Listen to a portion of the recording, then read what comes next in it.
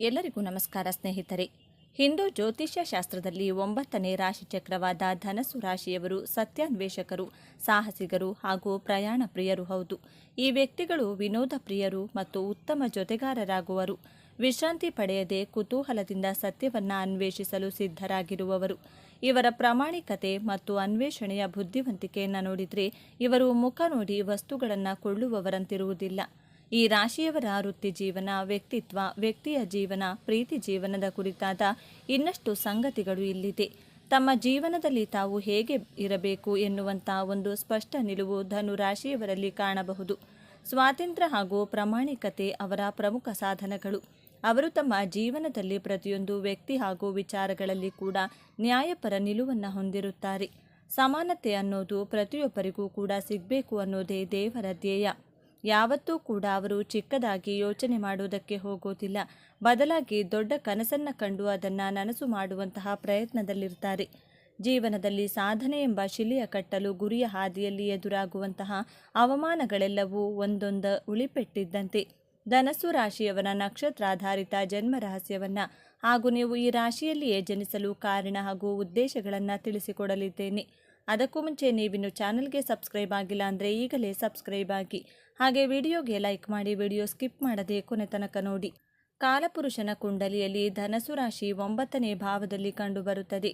ಧನಸ್ಸು ರಾಶಿಯ ಅಧಿಪತಿ ಗುರುಗ್ರಹ. ಈ ರಾಶಿಯಲ್ಲಿ ಮೂಲ ನಕ್ಷತ್ರದ 4 ಪಾದಗಳು, ಪೂರ್ವಾಷಾಢ ನಕ್ಷತ್ರದ 4 ಪಾದಗಳು, ಉತ್ತರಾಷಾಢ ನಕ್ಷತ್ರದ 1ನೇ ಪಾದವನ್ನು ಕಾಣಬಹುದು.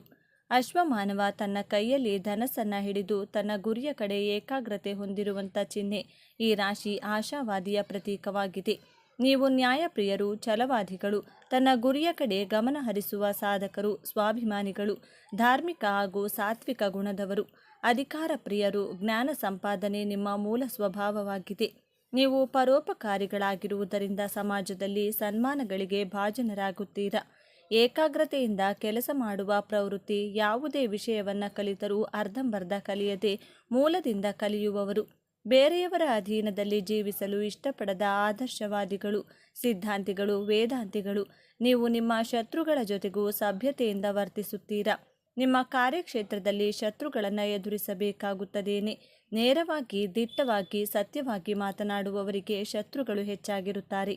ನಿಮ್ಮ ಮನಸ್ಸಿನ ನ್ಯಾಯಾಲಯದಲ್ಲಿ ತಮ್ಮ ಮನಸ್ಸಾಕ್ಷಿಯೇ ನ್ಯಾಯಾಧೀಶ. ನಿಮ್ಮ ಮನಸ್ಸಾಕ್ಷಿಯಂತೆಯೇ ನೀವು ನಡೆದುಕೊಳ್ಳುವುದು. ನೀವು ಧನಸ್ಸು ರಾಶಿಯಲ್ಲಿಯೇ ಜನಿಸಲು ಕಾರಣವನ್ನು ನೋಡೋಣ. ಪ್ರಾಕೃತಿಕ ಕುಂಡಲಿಯ ಭಾಗ್ಯಸ್ಥಾನದಲ್ಲಿ ಧನಸ್ಸು ರಾಶಿ ಕಂಡುಬರುತ್ತದೆ. ಗುರುದೇವನ ರಾಶಿಯಾಗಿದೆ. ಗುರು ಎಂದರೆ ಮೋಕ್ಷಕಾರಕ ಗ್ರಹ. ಗುರು ಎಂದರೆ ಜೀವಕಾರಕ ಗ್ರಹ. ಧರ್ಮ, ಅರ್ಥ, ಕಾಮ, ಮೋಕ್ಷದ ದೃಷ್ಟಿಯಿಂದ ನೋಡೋದಾದರೆ ಧನಸ್ಸು ರಾಶಿ ಧರ್ಮಸ್ಥಾನದಲ್ಲಿ ಕಂಡುಬರುತ್ತದೆ. ಧಾರ್ಮಿಕ, ಕಾರ್ಮಿಕ ದೃಷ್ಟಿಯಿಂದ ನೀವು ಧನಸ್ಸು ರಾಶಿಯಲ್ಲಿ ಜನಿಸಿರುತ್ತೀರಾ. ನಿಮಗೆ ಸರಿಯಾದ ವಯಸ್ಸಿನಲ್ಲಿ ಸರಿಯಾದ ದಶಾಭುಕ್ತಿಗಳು ಪ್ರಾರಂಭವಾಗುವುದರಿಂದ ನೀವು ಅಂದುಕೊಂಡ ಗುರಿ, ಉದ್ದೇಶಗಳನ್ನು ತಲುಪುತ್ತೀರಾ. ನಿಮ್ಮ ಪಂಚಮ ಸ್ಥಾನದಲ್ಲಿ ಮೇಷರಾಶಿ ಬರುತ್ತದೆ. ಮೇಷರಾಶಿಯ ಅಧಿಪತಿ ಮಂಗಳ ಗ್ರಹ ಹಾಗೂ ಮೇಷರಾಶಿಯ ಅಗ್ನಿತತ್ವ ರಾಶಿ. ನೀವು ನಿಮ್ಮ ಪೂರ್ವ ಜನ್ಮದಲ್ಲಿಯೂ ತುಂಬ ಎನರ್ಜಿಟಿಕ್ ಆಗಿ ಬಹಳ ನಿಸ್ವಾರ್ಥ ಸೇವೆಯನ್ನು, ಸರ್ಕಾರಕ್ಕೆ, ಸೇನೆಗೆ ಸಂಬಂಧಿಸಿದ ಸೇವೆಗಳನ್ನು ಮಾಡಿರುವುದರಿಂದ ಈ ಜನ್ಮದಲ್ಲಿ ಧನಸ್ಸು ರಾಶಿಯಲ್ಲಿ ಜನಿಸಿರುತ್ತೀರಾ. ಈ ಜನ್ಮದಲ್ಲಿಯೂ ನಿಮ್ಮ ಹಿಂದಿನ ಜನ್ಮದ ನೆನಪುಗಳು ನಿಮ್ಮ ಸ್ಮೃತಿ ಪಟಲದಲ್ಲಿ ಇದ್ದೇ ಇರುತ್ತದೆ. ಆ ಎನರ್ಜಿ, ಆ ಡಿಟರ್ಮೇಷನ್, ತ್ಯಾಗ ಪ್ರವೃತ್ತಿ ಮುಂದುವರಿಯುತ್ತದೆ. ಧನಸ್ಸು ರಾಶಿಯು ಅಗ್ನಿತತ್ವ ರಾಶಿಯಾಗಿರುವುದರಿಂದ ನಿಮ್ಮ ಗುರಿ, ಉದ್ದೇಶಗಳ ಕಡೆ ಬೆಂಕಿಯ ರೀತಿ ಪ್ರಯತ್ನವನ್ನು ಮಾಡುತ್ತೀರಾ. ಧನಸ್ಸು ರಾಶಿ ಅಥವಾ ಧನಸ್ಸು ಲಗ್ನದಲ್ಲಿ ಜನಿಸಿದರೆ ಇವರು ಸಮಾಜಕ್ಕಾಗಿ, ದೇಶಕ್ಕಾಗಿ, ತನ್ನ ಧರ್ಮಕ್ಕಾಗಿ ನಿಸ್ವಾರ್ಥ ಸೇವೆ ಮಾಡುವವರು. ಸಮಾಜದ ಉದ್ಧಾರಕ್ಕೆ, ಸಮಾಜ ಕಲ್ಯಾಣಕ್ಕಾಗಿ ಜನಿಸಿದವರಾಗಿರುತ್ತೀರಾ. ಧನಸ್ಸು ರಾಶಿಯವರಿಗೆ ಜೀವನದ ಜವಾಬ್ದಾರಿಗಳನ್ನು ಯಾರು ಕಲಿಸುವಂತಹ, ನೆನಪಿಸುವಂತಹ ಅವಶ್ಯಕತೆ ಇರುವುದಿಲ್ಲ. ನೀವು ರಸ್ತೆಯಲ್ಲಿ ಪೇಪರ್ ಎಸೆಯಲು ಸಹ ಇಷ್ಟಪಡುವುದಿಲ್ಲ. ನಿಮಗೆ ಸಮಾಜದ ಬಗ್ಗೆ ವಿಶೇಷವಾದಂತಹ ಪ್ರೀತಿ, ಕಾಳಜಿ ಇದ್ದೇ ಇರುತ್ತದೆ. ನಕ್ಷತ್ರದ ಆಧಾರದ ಮೇಲೆ ನೋಡೋದಾದರೆ ಧನಸ್ಸು ರಾಶಿಯಲ್ಲಿ ಮೂಲ ನಕ್ಷತ್ರ ಉತ್ತರಾಷಾಢ ನಕ್ಷತ್ರ, ಪೂರ್ವಾಷಾಢ ನಕ್ಷತ್ರವನ್ನು ಕಾಣಬಹುದು. ಮೂಲನಶ ನಕ್ಷತ್ರದ ಅಧಿಪತಿ ಕೇತುಗ್ರಹ, ಉತ್ತರಾಷಾಢ ನಕ್ಷತ್ರದ ಅಧಿಪತಿ ರವಿಗ್ರಹ, ಪೂರ್ವಾಷಾಢ ನಕ್ಷತ್ರದ ಅಧಿಪತಿ ಶುಕ್ರಗ್ರಹ. ನಿಮ್ಮ ನಕ್ಷತ್ರದ ಆಧಾರದ ಮೇಲೆ ನಿಮಗೆ ಗ್ರಹಗಳ ಮಹಾದಶ ಪ್ರಾರಂಭವಾಗುತ್ತದೆ. ನೀವು ಮೂಲ ನಕ್ಷತ್ರದಲ್ಲಿ ಜನಿಸಿದರೆ ಚಿಕ್ಕ ಮಕ್ಕಳಿದ್ದಾಗ ಬಹಳ ಚೇಷ್ಟೆ ಮಾಡುವ, ಬಹಳ ತುಂಟಾಟ ಮಾಡುವಂತಹ ಸ್ವಭಾವದವರು. ನಿಮ್ಮ ತಂದೆ ತಾಯಿಗೆ ನಿಮ್ಮನ್ನು ಕಂಟ್ರೋಲ್ ಮಾಡುವುದೇ ದೊಡ್ಡ ಸವಾಲಾಗಿರುತ್ತದೆ. ಕೇತು ದಶ 7 ವರ್ಷಗಳ ಕಾಲ ನಡೆಯುತ್ತದೆ. ನಂತರ ಶುಕ್ರದಶ ಪ್ರಾರಂಭವಾಗುತ್ತದೆ. ಜೀವನದಲ್ಲಿ ಬಹಳ ಆನಂದಮಯವಾಗಿರುತ್ತೀರಾ, ನೀವು ಸಂತೋಷವಾಗಿರುತ್ತೀರಾ. ಜೊತೆಗೆ ನಿಮ್ಮ ಸುತ್ತಮುತ್ತಲಿನವರನ್ನು ಸಂತೋಷವಾಗಿಟ್ಟುಕೊಳ್ತೀರಾ. ತನ್ನ ಕೆಲಸದ ಮೇಲೆ ಗಮನ ಹರಿಸುವವರು. ಧನಸ್ಸು ರಾಶಿಯ ಮಕ್ಕಳಿಗೆ ಓದಿಕೊಳ್ಳಿ, ಬರೆದುಕೊಳ್ಳಿ ಎಂದು ಹೇಳುವಂಥ ಅವಶ್ಯಕತೆ ಇರುವುದಿಲ್ಲ. ಆಟ ಆಡುವಾಗ ಆಟವಾಡುತ್ತಾರೆ, ಓದುವಾಗ ಓದುತ್ತಾರೆ. ಬಹಳ ಬುದ್ಧಿವಂತರು. ಧನಸ್ಸು ಲಗ್ನವಾಗಿದ್ದು ಸಿಂಹ ರಾಶಿಯಲ್ಲಿ ಸೂರ್ಯಗ್ರಹ ಸ್ಥಿತವಾಗಿದ್ದರೆ ಸೂರ್ಯ ದಶಾ ಕಾಲದಲ್ಲಿ ನಿಮಗೆ ಗವರ್ನಮೆಂಟ್ ಕೆಲಸ ಸಿಕ್ಕೇ ಸಿಗುತ್ತದೆ. ಪೂರ್ವಾಷಾಢ ನಕ್ಷತ್ರದಲ್ಲಿ ಜನಿಸಿದವರಿಗೆ ಮೊದಲಿಗೆ ಶುಕ್ರಗ್ರಹದ ಮಹಾದಶ 6 ಪ್ರಾರಂಭವಾಗುತ್ತದೆ. ಸೌಂದರ್ಯವಂತರು. ನಿಮ್ಮ ಕುಟುಂಬದಲ್ಲಿ ಎಲ್ಲರಿಗೂ ಪ್ರೀತಿ ಪಾತ್ರರಾಗಿರುತ್ತೀರಾ. ನಿಮ್ಮಲ್ಲಿ ಕಲೆ, ಸಾಹಿತ್ಯ, ಸಂಗೀತದ ಬಗ್ಗೆ ವಿಶೇಷ ಒಲವು, ಆಸಕ್ತಿ ಇರುತ್ತದೆ. ಜೀವನದಲ್ಲಿ ಬರುವಂತಹ ಚಾಲೆಂಜಸ್ಗಳನ್ನು ಪಾಸಿಟಿವ್ ಆಗಿ ತೆಗೆದುಕೊಂಡು ಜೀವನವನ್ನು ಸಾಗಿಸುತ್ತೀರಾ. ನೀವು ಉತ್ತರಾಷಾಢ ನಕ್ಷತ್ರದಲ್ಲಿ ಜನಿಸಿದರೆ ನಿಮಗೆ ಸೂರ್ಯನ ಮಹಾದಶ ಪ್ರಾರಂಭವಾಗುತ್ತದೆ.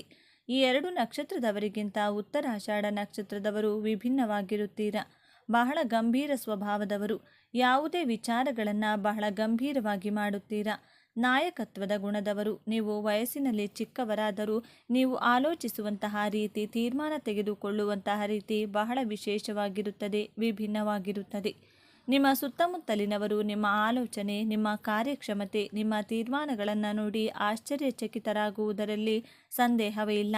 ಅಷ್ಟು ಚೆನ್ನಾಗಿ ತೀರ್ಮಾನಗಳನ್ನು ತುಂಬ ಮೆಚೂರ್ಡಾಗಿ ತೆಗೆದುಕೊಳ್ತೀರಾ. ಇಷ್ಟು ಚಿಕ್ಕ ವಯಸ್ಸಿಗೆ ಎಷ್ಟು ಬುದ್ಧಿ ಇದೆ, ಎಷ್ಟು ಜ್ಞಾನವಿದೆ ಎಂದು ಆಶ್ಚರ್ಯಚಕಿತರಾಗುತ್ತಾರೆ. ನಿಮ್ಮ ಮನಸ್ಸಿನ ಇಚ್ಛೆಗಳನ್ನು ಈಡೇರಿಸಿಕೊಂಡು ನಿಮ್ಮ ಗುರಿಯನ್ನು ತಲುಪಿ ಮೋಕ್ಷ ಪಡೆಯುವುದಕ್ಕಾಗಿ ಧನಸ್ಸು ರಾಶಿಯಲ್ಲಿ ನಿಮ್ಮ ಜನನವಾಗಿದೆ. ಧರ್ಮ ಹಾಗೂ ಮೋಕ್ಷದ ದಾರಿಯಲ್ಲಿಯೇ ನಡೆಯುತ್ತೀರಾ. ಧನಸ್ಸು ರಾಶಿ ಚಕ್ರದ ಚಿಹ್ನೆಯನ್ನು ಗಮನಿಸುವುದಾದರೆ ಅರ್ಧ ಮನುಷ್ಯ ಅರ್ಧ ಕುದುರೆಯ ಭಾಗವನ್ನು ಹೋಲುವ ಮನುಷ್ಯಾಕೃತಿಯು ಕೆಟ್ಟ ಗುಣಗಳು ಹಾಗೂ ಒಳ್ಳೆಯ ಗುಣಗಳು, ಬಿಲ್ಲು ಬಾಣವನ್ನು ಮೇಲಕ್ಕೆತ್ತಿರುವ ಸಂಕೇತವು ಆಧ್ಯಾತ್ಮಿಕ ಪ್ರವೃತ್ತಿಯನ್ನು ಹೊಂದಿರುತ್ತಾರೆ ಎನ್ನುವುದನ್ನು ಸೂಚಿಸುತ್ತದೆ. ಇವರು ಬಹಳ ಸಕಾರಾತ್ಮಕವಾಗಿ ಯೋಚಿಸುವವರು. ಜೀವನದಲ್ಲಿ ಒಳ್ಳೆಯದನ್ನೇ ನೋಡಲು ಬಯಸುತ್ತಾರೆ. ಇದರಿಂದಾಗಿ ಯಾವ ರೀತಿಯ ತೊಂದರೆಗೂ ಸಿಕ್ಕಿ ಹಾಕಿಕೊಳ್ಳಲು ಬಯಸುವುದಿಲ್ಲ. ಕೆಲವೊಮ್ಮೆ ಅಸಭ್ಯ ವರ್ತನೆ ತೋರಬಹುದು. ಉತ್ತಮ ಸಲಹೆಗಳನ್ನು ತಿರಸ್ಕರಿಸಬಹುದು. ಬಹಳ ಸಕ್ರಿಯವಾಗಿರುವ ಇವರು ಪ್ರಕೃತಿ ಹೊರಾಂಗಣ ಚಟುವಟಿಕೆಗಳನ್ನು ಇಷ್ಟಪಡುತ್ತಾರೆ. ಎಲ್ಲ ರೀತಿಯ ಆಟೋಟ, ದೈಹಿಕ ಚಟುವಟಿಕೆಗಳಲ್ಲಿ ಮುಂದಿರುತ್ತಾರೆ. ಸಹಾನುಭೂತಿಯುಳ್ಳ ಇವರು ಪ್ರಾಮಾಣಿಕರು ಹೌದು. ತಮ್ಮ ಪ್ರೀತಿ ಪಾತ್ರರ ಸಮಸ್ಯೆಗಳನ್ನು ಬಗೆಹರಿಸಲು ಯಾವಾಗಲೂ ಮುಂದಿರುತ್ತಾರೆ. ಪ್ರೀತಿಯಲ್ಲಿ ಖುಷಿಯಾಗಿರುತ್ತಾರೆ. ತಮ್ಮ ಸಂಗಾತಿಯೊಂದಿಗೆ ಖುಷಿಯಿಂದ ಕಾಲ ಕಳೆಯಲು ಬಯಸುತ್ತಾರೆ. ಇಂದ್ರಿಯ ಸುಖ ಬಯಸುವ ಮುಕ್ತ ಹೃದಯದ ಏನನ್ನಾದರೂ ಮಾಡಲು ಸಿದ್ಧವಿರುವ ಸಂಗಾತಿಯನ್ನು ಸಮಾನವಾಗಿ ಕಾಣುವ ಇವರು ಉತ್ತಮ ಸಂಗಾತಿಯಾಗಿರುತ್ತಾರೆ. ಇವರು ಪ್ರೀತಿ ಮತ್ತು ಲೈಂಗಿಕತೆಯ ಮಧ್ಯೆ ಅಡ್ಡಗೆರೆಯನ್ನು ಹಾಕಿರುತ್ತಾರೆ. ಪ್ರೀತಿಯ ವಿಷಯಕ್ಕೆ ಬಂದರೆ ತಮ್ಮನ್ನು ತಾವು ಪ್ರೀತಿ ಅರ್ಪಿಸಿಕೊಳ್ಳುತ್ತಾರೆ. ಪ್ರೀತಿಯಲ್ಲಿ ನಿಷ್ಠಾವಂತರು ಹಾಗೂ ಸಮರ್ಪಣಾ ಮನೋಭಾವದವರು. ಇವರ ಸಂಗಾತಿಗಳಾಗಿರುವವರು ಬೌದ್ಧಿಕ, ಸೂಕ್ಷ್ಮ ಹಾಗೂ ಅಭಿವ್ಯಕ್ತಿಶೀಲರಾಗಿರಬೇಕು. ಸ್ನೇಹಿತರಾಗಿ ತುಂಬ ಪ್ರೋತ್ಸಾಹಿಸುವ, ಸ್ಫೂರ್ತಿದಾಯಕ ಮತ್ತು ಉದಾರ ಸ್ವಭಾವದವರು. ಸ್ನೇಹಿತರ ವಲಯದಲ್ಲಿ ಸಂತೋಷ ಮತ್ತು ನಗೆಯನ್ನು ಹರಡುತ್ತಾರೆ. ನಿಷ್ಠಾವಂತ ಸ್ನೇಹಿತರನ್ನು ಹೊಂದಿರುತ್ತಾರೆ. ಕೊನೆಯವರೆಗೂ ತಮ್ಮ ಗೆಳೆತನವನ್ನು ಉಳಿಸಿಕೊಂಡಿರುತ್ತಾರೆ. ಇವಿಷ್ಟು ವಿಚಾರಗಳು ನಿಮಗೆ ಇಷ್ಟ ಆಗಿದೆ ಅಂತ ಭಾವಿಸ್ತಿದ್ದೇನೆ. ಇಷ್ಟ ಆಗಿದ್ದರೆ ನಮ್ಮ ಚಾನೆಲ್ನ ತಪ್ಪದೇ ಸಬ್ಸ್ಕ್ರೈಬ್ ಮಾಡಿಕೊಳ್ಳಿ. ಈ ವಿಡಿಯೋಗೆ ಒಂದು ಲೈಕ್ ಕೊಡೋದನ್ನು ಮರಿಬೇಡಿ. ಈ ವಿಡಿಯೋವನ್ನು ನಿಮ್ಮ ಫ್ರೆಂಡ್ಸ್ ಆ್ಯಂಡ್ ಫ್ಯಾಮಿಲಿ ಗ್ರೂಪಲ್ಲಿ ಹೆಚ್ಚು ಶೇರ್ ಮಾಡಿ. ನಿಮ್ಮ ಅಭಿಪ್ರಾಯಗಳನ್ನು ತಪ್ಪದೇ ಕಮೆಂಟ್ ಮಾಡಿ. ಜ್ಯೋತಿಷ ಚಕ್ರದ 9ನೇ ರಾಶಿ ಧನಸ್ಸು ರಾಶಿ. ದೇವಗುರು ಬೃಹಸ್ಪತಿಯ ಆಡಳಿತಕ್ಕೆ ಒಳಪಟ್ಟಿರುವ ಈ ವ್ಯಕ್ತಿತ್ವದೊಳಗೆ ಅದೆಷ್ಟು ರಹಸ್ಯಗಳಿವೆ, ಅದೆಷ್ಟು ಕರಾಳ ಸತ್ಯಗಳಿವೆ. ನೀವು ಧನು ರಾಶಿಯವರಾಗಿದ್ದರೆ ತಪ್ಪದೇ ಪೂರ್ತಿ ವಿಡಿಯೋ ನೋಡಿ ಜೈ ಗುರುದೇವ ಎಂದು ಕಮೆಂಟ್ ಮಾಡಿ. ಸದಾ ಸ್ವಾತಂತ್ರ್ಯವನ್ನು ಪ್ರೀತಿಸುವ, ಜ್ಞಾನದ ದಾಹವನ್ನು ಹೊಂದಿರುವ, ಸತ್ಯದ ಹಾದಿಯಲ್ಲಿ ಸಾಗಲು ಯಾವುದಕ್ಕೂ ಅಂಜದ, ಮುಖದ ಮೇಲೆ ಸದಾ ನಗುವನ್ನು ಹೊತ್ಕೊಂಡು ಎಲ್ಲರನ್ನ ನಗಿಸುವ, ಆದರೆ ಆ ನಗುವಿನ ಹಿಂದೆ ಜಗತ್ತಿನ ಜ್ಞಾನವನ್ನೇ ಅಡಗಿಸಿಕೊಂಡಿರುವ ವ್ಯಕ್ತಿಗಳೇ ಧನು ರಾಶಿಯವರು. ಈ ಧನಸ್ಸು ರಾಶಿಯವರು ಜೀವನ ಪರ್ಯಂತ ಹೇಗೆಲ್ಲ ಇರ್ತಾರೆ ಎಂದು ನೋಡೋದಾದರೆ ಯಾವಾಗಲೂ ಸಹ ಕಷ್ಟವಾದ ಕೆಲಸಗಳನ್ನೇ ಮಾಡ್ತಾರೆ. ಅಂದರೆ ಕತ್ತೆಯ ಬೆನ್ನಿಗೆ ಮೇಲೆ ತುಂಬ ಭಾರವಾದ ವಸ್ತುಗಳನ್ನು ಇರಿಸಿ ಹೇಗೆಲ್ಲ ಕೆಲಸ ಮಾಡಿಸ್ತಾರೋ ಅದೇ ರೀತಿಯಾಗಿ ಮಳೆ, ಗಾಳಿ, ಬಿಸಿಲು, ಚಳಿ ಇದ್ಯಾವುದನ್ನು ಲೆಕ್ಕಿಸದೆ ಕೆಲಸಗಳನ್ನು ಮಾಡ್ತಾ ಇರ್ತಾರೆ. ಅಷ್ಟು ಶ್ರಮವನ್ನು ಪಡ್ತಾರೆ. ಕಟ್ಕೊಂಡು ಯಾವಾಗಲೂ ಕೆಲಸ ಮಾಡ್ತಾನೆ ಇರ್ತಾರೆ. ರಾಶಿಚಕ್ರದ 9ನೇ ರಾಶಿ ಧನು ರಾಶಿಯ ಬಗ್ಗೆ ಎಂದು ನಾವು ಸಂಪೂರ್ಣವಾಗಿ ತಿಳಿದುಕೊಳ್ಳೋಣ. ಧನು ರಾಶಿಯ ಚಿಹ್ನೆಯನ್ನ ಗಮನಿಸಿದ್ದೀರಾ? ಅರ್ಧ ಮನುಷ್ಯ, ಅರ್ಧ ಕುದುರೆ, ಕೈಯಲ್ಲಿ ಬಿಲ್ಲು ಬಾಣವನ್ನ ಹಿಡಿದು ಗುರಿ ಇಟ್ಟಿರುತ್ತದೆ. ಇದು ಕೇವಲ ಒಂದು ಚಿಹ್ನೆಯಲ್ಲ, ಧನುರಾಶಿಯವರ ವ್ಯಕ್ತಿತ್ವದ ಸಂಪೂರ್ಣ ಚಿತ್ರಣ. ಕುದುರೆಯ ಭಾಗವು ಅವರ ಸ್ವಾತಂತ್ರ್ಯದ ಪ್ರೀತಿ, ಅವರಲ್ಲಿರುವ ಅಪಾರ ಶಕ್ತಿ ಮತ್ತು ಸದಾ ಚಲನಶೀಲವಾಗಿರುವ ಸ್ವಭಾವವನ್ನು ಪ್ರತಿನಿಧಿಸುತ್ತದೆ. ಅವರನ್ನು ಒಂದೇ ಕಡೆ ಕಟ್ಟಿ ಹಾಕುವುದು ಅಸಾಧ್ಯ. ಇನ್ನು ಮನುಷ್ಯನ ಭಾಗವು ಅವರ ಬುದ್ಧಿವಂತಿಕೆ, ಜ್ಞಾನ ಮತ್ತು ತಾತ್ವಿಕ ಚಿಂತನೆಗಳನ್ನು ತೋರಿಸುತ್ತದೆ. ಕೈಯಲ್ಲಿರುವ ಬಿಲ್ಲು ಬಾಣ, ಅವರು ಯಾವಾಗಲೂ ಒಂದು ಗುರಿಯನ್ನು ಹೊಂದಿರುತ್ತಾರೆ, ಸದಾ ಮುಂದಕ್ಕೆ ನೋಡ್ತಾರೆ ಮತ್ತು ಸತ್ಯವನ್ನು ಹುಡುಕುತ್ತಿರುತ್ತಾರೆ ಎಂಬುದರ ಸಂಕೇತ. ಈ ರಾಶಿಯ ಅಧಿಪತಿ ದೇವಗುರು ಬೃಹಸ್ಪತಿ.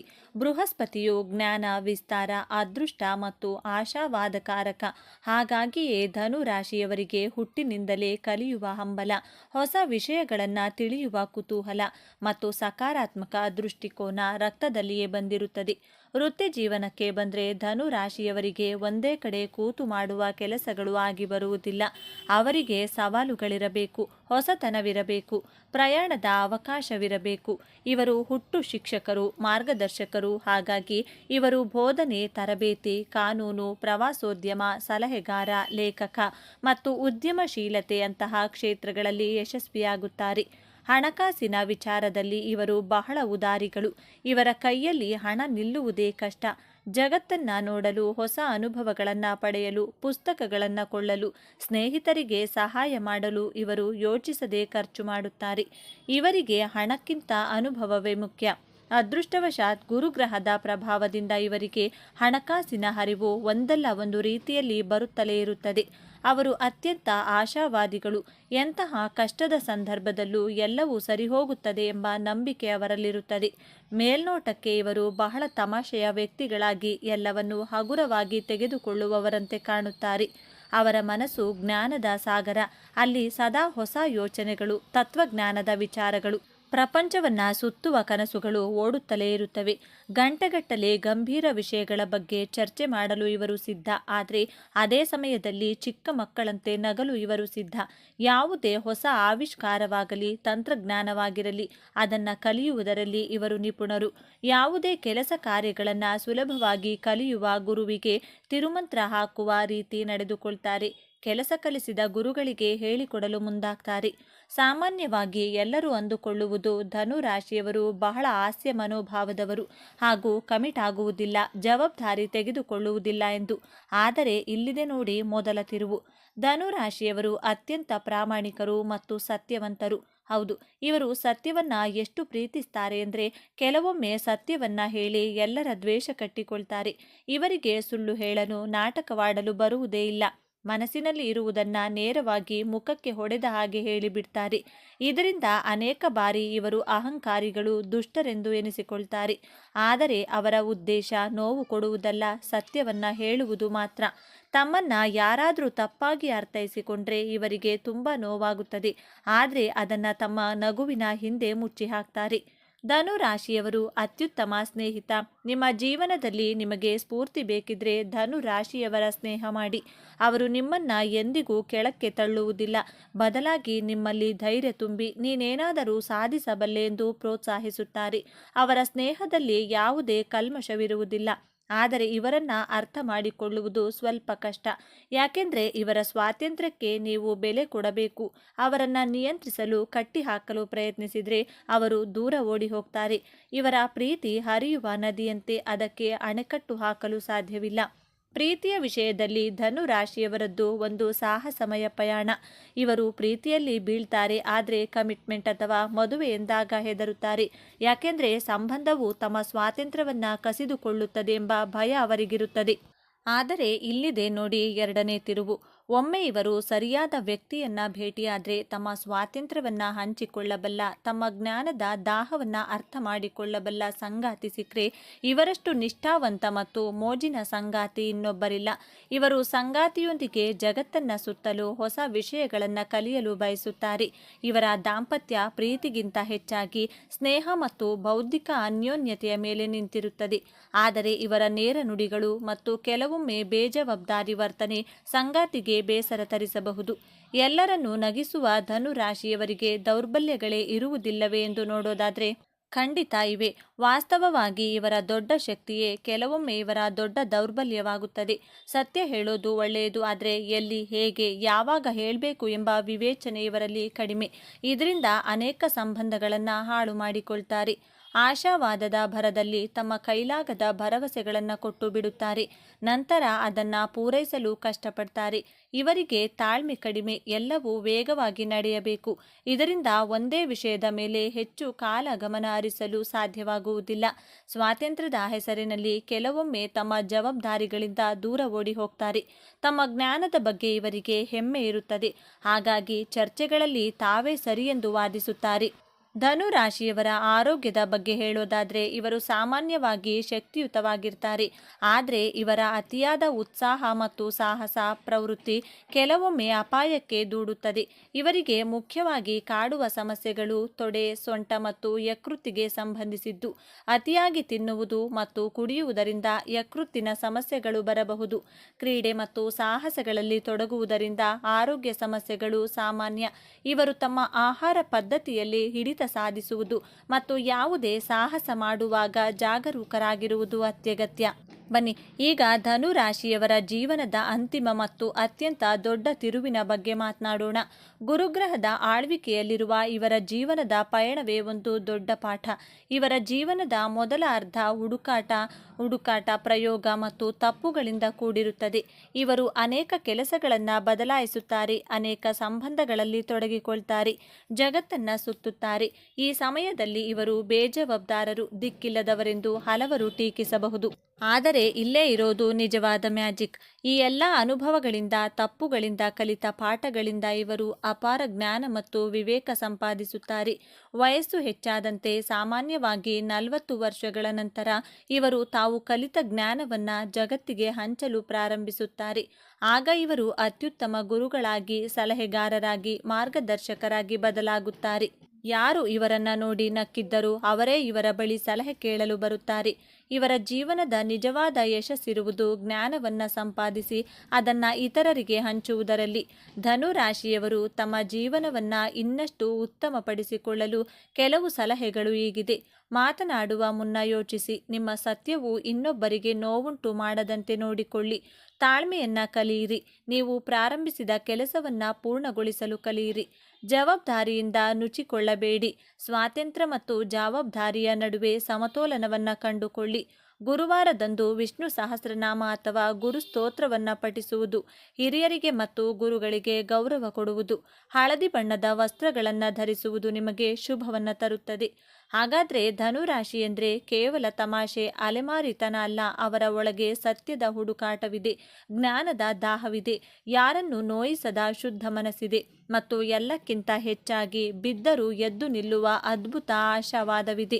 ಅವರು ತಮ್ಮ ಸುತ್ತಲಿರುವವರಿಗೆ ಜ್ಞಾನದ ಬೆಳಕನ್ನು ನೀಡುವ ಇವರು. ಮುಂದಿನ ಬಾರಿ ನೀವು ಯಾವುದೇ ಧನು ರಾಶಿಯವರನ್ನ ಭೇಟಿಯಾದಾಗ ಅವರ ತಮಾಷೆಯ ಮಾತಿನ ಹಿಂದಿರುವ ಜ್ಞಾನ ಮತ್ತು ತತ್ವಜ್ಞಾನಿಯನ್ನು ಅರ್ಥ ಮಾಡಿಕೊಳ್ಳಲು ಪ್ರಯತ್ನಿಸಿ. ಇದೇ ತರಹದ ಜ್ಯೋತಿಷ್ಯಕ್ಕೆ ಸಂಬಂಧಪಟ್ಟಂತ ವಿಡಿಯೋಗಳನ್ನು, ಸ್ವಾತಂತ್ರ್ಯವನ್ನ ಪ್ರೀತಿಸುವ, ಜ್ಞಾನದ ದಾಹವನ್ನ ಹೊಂದಿರುವ, ಸತ್ಯದ ಹಾದಿಯಲ್ಲಿ ಸಾಗಲು ಯಾವುದಕ್ಕೂ ಅಂಜದ, ಮುಖದ ಮೇಲೆ ಸದಾ ನಗುವನ್ನ ಹೊತ್ಕೊಂಡು ಎಲ್ಲರನ್ನ ನಗಿಸುವ, ಆದರೆ ಆ ನಗುವಿನ ಹಿಂದೆ ಜಗತ್ತಿನ ಜ್ಞಾನವನ್ನೇ ಅಡಗಿಸಿಟ್ಟುಕೊಂಡಿರುವ ವ್ಯಕ್ತಿಗಳೇ ಧನುರಾಶಿಯವರು. ಧನುರಾಶಿಯ ಬಂಧುಗಳೇ, ನೀವು ಈಗ ನೋಡ್ತಿರುವ ಈ ವಿಡಿಯೋ ಆಕಸ್ಮಿಕವಾಗಿ ನಿಮ್ಮ ಮುಂದೆ ಬಂದಿಲ್ಲ. ನಿಮ್ಮ ಜೀವನದ ಅತ್ಯಂತ ನಿರ್ಣಾಯಕ ಘಟ್ಟದಲ್ಲಿ ನಿಂತಿರುವ ನಿಮಗೆ ನಿಮ್ಮ ಇಷ್ಟ ದೇವರು ಅಥವಾ ನಿಮ್ಮ ಗುರುದೇವರು ಒಂದು ಪ್ರಮುಖ ಸಂದೇಶವನ್ನು ನೀಡಲು ಬಯಸಿದ್ದಾರೆ.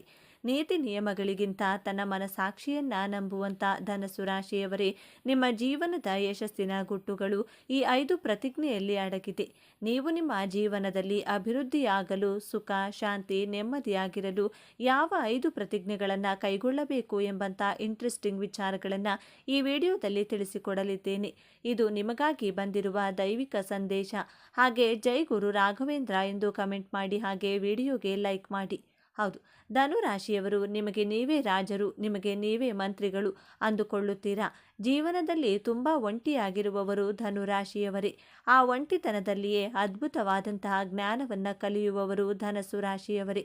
ಧನಸ್ಸು ರಾಶಿಯವರಿಗೆ ಯಾವುದೇ ವಿಚಾರವಾದರೂ ಮೊದಲಿಗೆ ಬರುವುದು ನೆಗೆಟಿವ್ ಥಾಟ್ಸ್, ಆನಂತರನೇ ಪಾಸಿಟಿವ್ ಆಗಿ ಥಿಂಕ್ ಮಾಡೋದು ನೀವು. ಆದರೆ ಕನ್ಯಾ ರಾಶಿಯವರು ಎಲ್ಲದರಲ್ಲಿಯೂ ಮೊದಲು ಪಾಸಿಟಿವ್ ಅನ್ನು ಹುಡುಕಿ ಆಲೋಚನೆ ಮಾಡಿ ನಂಬಿಕೆ ದ್ರೋಹಕ್ಕೆ ಒಳಗಾಗುತ್ತಾರೆ. ಆದರೆ ಧನಸ್ಸು ರಾಶಿಯವರು ನೀವು ಅಂದುಕೊಂಡಿದ್ದ ಹಾಗೆ ಮತ್ತೊಂದು ದಿನ ಆ ಘಟನೆ ನಡೆಯುತ್ತದೆ. ಆದರೆ ನಿಮ್ಮ ಈ ಇಂಟ್ಯೂಷನ್ ಅನ್ನು ಈ ಪ್ರಪಂಚದವರು ಅಕ್ಸೆಪ್ಟ್ ಮಾಡಿಕೊಳ್ಳುವುದಿಲ್ಲ. ನೀವು ಯಾರಿಗೂ ತಲೆ ಕೆಡಿಸಿಕೊಳ್ಳದೆ ನಿಮ್ಮ ಗುರಿ, ನಿಮ್ಮ ಉದ್ದೇಶಕ್ಕಾಗಿ ನೀವು ಜೀವಿಸುವವರು. ನಿಮ್ಮ ಜೀವನವೆಂಬ ಕತ್ತಲೆಯಲ್ಲಿ ಸಂತೋಷವೆಂಬ ಬೆಳಕು ಮೂಡಲು, ನಿಮ್ಮ ಜೀವನದಲ್ಲಿ ನೀವು ಸುಖವಾಗಿರಲು ಈ 5 ಶಪಥಗಳನ್ನು, ಪ್ರತಿಜ್ಞೆಗಳನ್ನು ಅನುಸರಿಸಿ. ಇವತ್ತಿನಿಂದಲೇ ನೀವು ನಿರ್ಧಾರವನ್ನು ಮಾಡಿ ಒಂದೊಂದಾಗಿ ನೋಡ್ತಾ ಹೋಗೋಣ ಬನ್ನಿ. ಧನಸ್ಸು ರಾಶಿಯವರು ಮಾಡಬೇಕಾದಂತಹ ಮೊದಲನೇ ಶಪಥ, ಪ್ರತಿಜ್ಞೆ ಯಾವುದು ಅಂತ ನೋಡೋದಾದರೆ, ಸಾಕ್ಷಿ ಆಧಾರಗಳಿಲ್ಲದೆ ಯಾರ ಜೊತೆಯಲ್ಲಿಯೂ ವ್ಯವಹಾರವನ್ನು ಮಾಡಬಾರದೆಂಬ ಪ್ರತಿಜ್ಞೆ. ನೀವು ಯಾರಿಗಾದರೂ ಹಣ ಕೊಟ್ಟರೂ, ಹಣವನ್ನು ತೆಗೆದುಕೊಂಡರೂ ಒಂದು ಪ್ರೂಫನ್ನು ಇಟ್ಕೊಳ್ಳಿ. ಇಲ್ಲದಿದ್ದರೆ ನಿಮ್ಮ ಬಳಿ ವ್ಯವಹಾರ ಮಾಡಿದವರು ನಿಮಗೆ ನಂಬಿಕೆ ದ್ರೋಹ ಮಾಡುವಂತಹ ಸಾಧ್ಯತೆಗಳು ಹೆಚ್ಚಾಗಿದೆ. ಧನಸ್ಸು ರಾಶಿಯವರು ಸಹಾಯ ಮಾಡುವಂತಹ ಗುಣದವರು, ಕನಿಕರ ಜಾಸ್ತಿ. ನಿಮಗೆ ಯಾರಾದರೂ ಕಷ್ಟ ಅಂದರೆ ಅವರ ಕಷ್ಟಗಳಿಗೆ ಸ್ಪಂದಿಸುವಂತಹ ಜೀವ ನಿಮ್ಮದು. ಆದರೆ ನಿಮ್ಮ ಈ ಒಳ್ಳೆಯತನವನ್ನು ಮಿಸ್ಯೂಸ್ ಮಾಡಿಕೊಂಡು ನಿಮ್ಮನ್ನು ಸಂಕಷ್ಟದಲ್ಲಿ ಸಿಲುಕಿಸುತ್ತಾರೆ. ಆದ್ದರಿಂದ ನೀವು ಯಾರ ಜೊತೆ ವ್ಯವಹಾರ ಮಾಡಿದರೂ ಆಧಾರವನ್ನು, ಸಾಕ್ಷಿಯನ್ನು ತೆಗೆದುಕೊಳ್ಳಿ. ಒಂದು ಅಗ್ರಿಮೆಂಟನ್ನು ಮಾಡಿಸಿಕೊಂಡು ಸೇಫ್ ಆಗಿ ನಿಮ್ಮ ಬಳಿ ಇಟ್ಟುಕೊಳ್ಳುವಂಥ ಶಪಥವನ್ನು ಇವತ್ತಿನಿಂದಲೇ ಪ್ರಾರಂಭ ಮಾಡಿ. ಎರಡನೆಯದಾಗಿ ಧನಸ್ಸು ರಾಶಿಯವರು ಕಾಯಕವೇ ಕೈಲಾಸ ಎಂಬಂಥ ಪ್ರತಿಜ್ಞೆಯನ್ನು ಪಾಲಿಸಬೇಕು. ನಿಮ್ಮ ಕೆಲಸವೇ ನಿಮ್ಮ ಶಕ್ತಿ, ನಿಮ್ಮ ಜೀವನದ ಅಸ್ತ್ರ.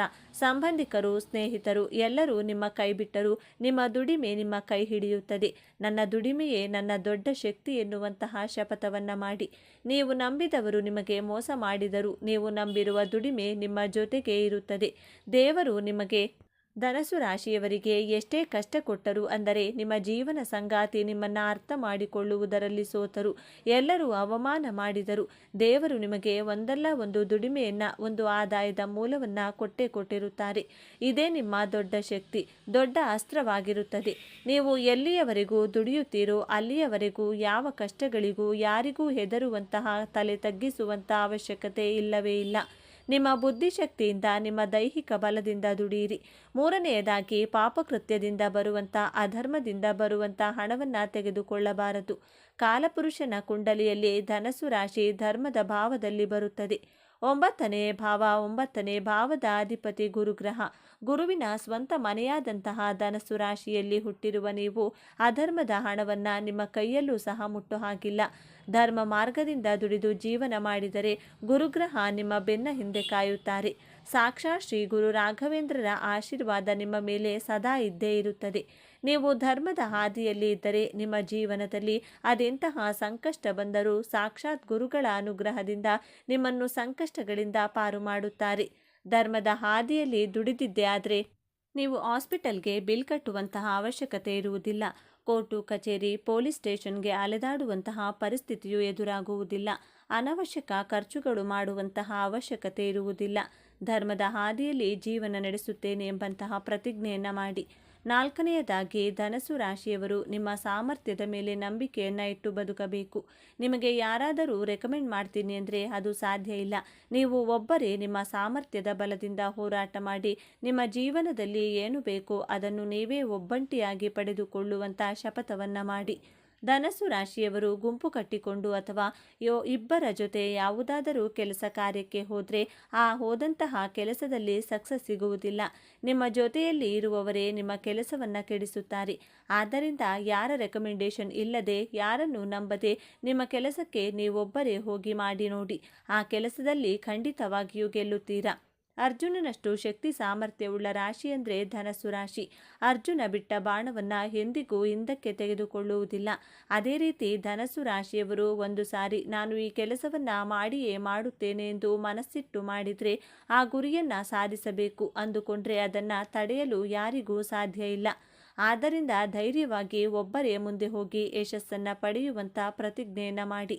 5ನೆಯ ಪ್ರತಿಜ್ಞೆ, ನೀವು ಅವಶ್ಯಕತೆ ಇರುವವರಿಗೆ ಮಾತ್ರ ಹಾಗೂ ಅಂಗವಿಕಲರಿಗೆ, ವಯಸ್ಸಾದವರಿಗೆ 3 ತಿಂಗಳಿಗೆ ಒಂದು ಬಾರಿ ಅಥವಾ 6 ತಿಂಗಳಿಗೆ ಒಮ್ಮೆ ನಿಮ್ಮ ಕೈಲಾದಂಥ ಸಹಾಯವನ್ನು, ಆಹಾರ, ಹಣವನ್ನು ಅಥವಾ ಮಾನಸಿಕವಾಗಿ ಅವರಿಗೆ ಧೈರ್ಯವನ್ನು ತುಂಬುವಂತಹ ಪ್ರಯತ್ನವನ್ನು ಮಾಡಿ ಅವರಿಗೆ ಎಮೋಷ್ನಲ್ ಸಪೋರ್ಟ್ ಮಾಡಬೇಕು. ಅಷ್ಟು ಸಾಕು. ಅದು ಬಿಟ್ಟು ನಿಮ್ಮ ಸ್ನೇಹಿತರಿಗೆ ಬೇಕಾಬಿಟ್ಟಿ ನಿಮ್ಮ ಬಳಿ ಹಣ ಕೇಳಿದವರಿಗೆ, ನಾಟಕ ಮಾಡಿಕೊಂಡು ಹಣ ಕೇಳಿದವರಿಗೆಲ್ಲ ಸಹಾಯ ಮಾಡುವುದಿಲ್ಲ ಎಂಬಂತಹ ಪ್ರತಿಜ್ಞೆಯನ್ನು ಮಾಡಿ. ಈ 5 ಪ್ರತಿಜ್ಞೆಯನ್ನು ಪಾಲಿಸುವುದರಿಂದ ನೀವು ನಿಮ್ಮ ಜೀವನದಲ್ಲಿ ಸುಖ, ಶಾಂತಿ, ನೆಮ್ಮದಿಯಿಂದ ಇರಬಹುದು. ಜೀವನದಲ್ಲಿ ದೊಡ್ಡ ದೊಡ್ಡ ಸಾಧನೆಗಳನ್ನು ಮಾಡಬಹುದು. ಈ ಅಜಾಗರೂಕತೆ ಮತ್ತು ಬೇಗ ನಂಬುವ ಸ್ವಭಾವವೇ ನೀವು ಎದುರಿಸುವ ಅತಿ ದೊಡ್ಡ ಸಮಸ್ಯೆ. ಹಾಗಾದರೆ ಈ ದೊಡ್ಡ ಸಮಸ್ಯೆಯಿಂದ ಪಾರಾಗುವುದು ಹೇಗೆ? ಈ ಯಶಸ್ಸನ್ನು ಶಾಶ್ವತವಾಗಿ ಉಳಿಸಿಕೊಳ್ಳುವುದು ಹೇಗೆ? ಪರಿಹಾರ ತುಂಬ ಸರಳವಾಗಿದೆ, ಆದರೆ ಇದನ್ನು ನೀವು ಅತ್ಯಂತ ಶ್ರದ್ಧೆಯಿಂದ ಪಾಲಿಸಬೇಕು. ಮೊದಲನೆಯದಾಗಿ ಯೋಚಿಸಿ ನಿರ್ಧರಿಸಿ. ಯಾರಾದರೂ ಬಂದು ಹಣ ಕೇಳಿದರೆ ಅಥವಾ ದೊಡ್ಡ ಆಫರ್ ಕೊಟ್ಟರೆ ಅಥವಾ ನೀವು ಯಾರಿಗಾದರೂ ಮಾತು ಕೊಡುವ ಮೊದಲು ಒಂದು ದಿನ ಸಮಯ ಕೊಡಿ ಎಂದು ಹೇಳಿ. ಆತುರದ ನಿರ್ಧಾರಗಳನ್ನು ಸಂಪೂರ್ಣವಾಗಿ ನಿಲ್ಲಿಸಿ. 2ನೆಯದಾಗಿ ನಿಮ್ಮ ರಾಶ್ಯಾಧಿಪತಿಯಾದ ಗುರುವಿನ ಕೃಪೆಗಾಗಿ ಪ್ರತಿ ಗುರುವಾರ ಹತ್ತಿರದ ದೇವಸ್ಥಾನಕ್ಕೆ, ವಿಶೇಷವಾಗಿ ದತ್ತಾತ್ರೇಯ, ಸಾಯಿಬಾಬಾ ಅಥವಾ ರಾಘವೇಂದ್ರ ಸ್ವಾಮಿಗಳ ದೇವಸ್ಥಾನಕ್ಕೆ ಹೋಗಿ ಅಥವಾ ಹಸಿದವರಿಗೆ ಕಡಲೆಬೇಳೆ ಅಥವಾ ಬಾಳೆಹಣ್ಣನ್ನು ದಾನ ಮಾಡಿ. ಇದು ನಿಮ್ಮ ಬುದ್ಧಿಯನ್ನು ಚುರುಕಾಗಿಸಿ ಸರಿಯಾದ ನಿರ್ಧಾರ ತೆಗೆದುಕೊಳ್ಳುವ ಶಕ್ತಿ ನೀಡುತ್ತದೆ. 3ನೆಯದಾಗಿ ಕೃತಜ್ಞತೆ. ನಿಮಗೆ ಯಶಸ್ಸು ಸಿಕ್ಕಾಗ, ಹಣ ಬಂದಾಗ ಅದನ್ನು ತಲೆಗೆ ಏರಿಸಿಕೊಳ್ಳಬೇಡಿ. ತಕ್ಷಣ ನಿಮ್ಮ ಇಷ್ಟ ದೇವರನ್ನು ಅಥವಾ ಗುರುವನ್ನು ಮನಸ್ಸಿನಲ್ಲಿ ಸ್ಮರಿಸಿ. ಇದೆಲ್ಲ ನಿನ್ನ ಕೃಪೆ, ನನ್ನದಲ್ಲ ಎಂದು ಕೃತಜ್ಞತೆ ಸಲ್ಲಿಸಿ. ಯಶಸ್ಸು ಬಂದಾಗ ತಲೆಬಾಗಿರಿ. ಈ ಒಂದು ವಿನಯವಂತಿಕೆ ನಿಮ್ಮ ಎಲ್ಲ ಭಾಗ್ಯವನ್ನು ನಿಮ್ಮ ಬಳಿಯೇ ಉಳಿಸುತ್ತದೆ.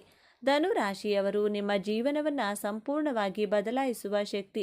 ಈಗ ನಿಮ್ಮ ವಿಜಯದ ಆರಂಭವಾಗಲಿದೆ. ನೀವು ಅನುಭವಿಸಿದ ಪ್ರತಿಯೊಂದು ನೋವಿಗೂ ಈಗ ಪ್ರತಿಫಲ ಸಿಗಲಿದೆ. ನಿಮ್ಮ ಕಣ್ಣೀರು ಈಗ ಆನಂದ ಬಾಷ್ಪವಾಗಿ ಬದಲಾಗುವ ಸಮಯ ಬಂದಿದೆ. ನೆನಪಿಡಿ, ಈ ವಿಡಿಯೋ ನಿಮಗೆ ತಲುಪಿದ್ದು ಆಕಸ್ಮಿಕವಲ್ಲ. ಇದು ನಿಮ್ಮ ಇಷ್ಟ ದೇವರು ನಿಮಗೆ ನೀಡುತ್ತಿರುವ ಸ್ಪಷ್ಟ ಸಂದೇಶ. ಈ ಅದ್ಭುತ ಸಮಯವನ್ನು ಸದುಪಯೋಗಪಡಿಸಿಕೊಳ್ಳಿ. ನಿಮ್ಮ ಜೀವನದ ಹೊಸ ಅಧ್ಯಾಯಕ್ಕೆ ತಯಾರಾಗಿ. ನಿಮ್ಮ ನಂಬಿಕೆಯ ಸಂಕೇತವಾಗಿ ನಿಮ್ಮ ಜೀವನ ಬದಲಾಗಬೇಕು ಎನ್ನುವ ಸಂಕಲ್ಪದೊಂದಿಗೆ ತಪ್ಪದೆ ನಿಮ್ಮ ಕುಲದೇವರ ಅಥವಾ ನಿಮ್ಮ ಇಷ್ಟ ದೇವರ ಹೆಸರನ್ನು ಕಮೆಂಟ್ ಮಾಡಿ. ಆ ಭಗವಂತನು ನಿಮ್ಮನ್ನು ಸದಾ ಕಾಪಾಡಲಿ. ಸರ್ವೇ ಜನ ಸುಖಿನೋ ಭವಂತು. ಇದೇ ತರಹದ ಜ್ಯೋತಿಷ್ಯಕ್ಕೆ ಸಂಬಂಧಪಟ್ಟಂತ ವಿಡಿಯೋ ನೋಡಲು ನಮ್ಮ ಚಾನೆಲ್ನ ಸಬ್ಸ್ಕ್ರೈಬ್ ಆಗಿ. ಈ ವಿಡಿಯೋಗೆ ಲೈಕ್ ಮಾಡಿ, ಶೇರ್ ಮಾಡಿ. ಧನ್ಯವಾದಗಳು.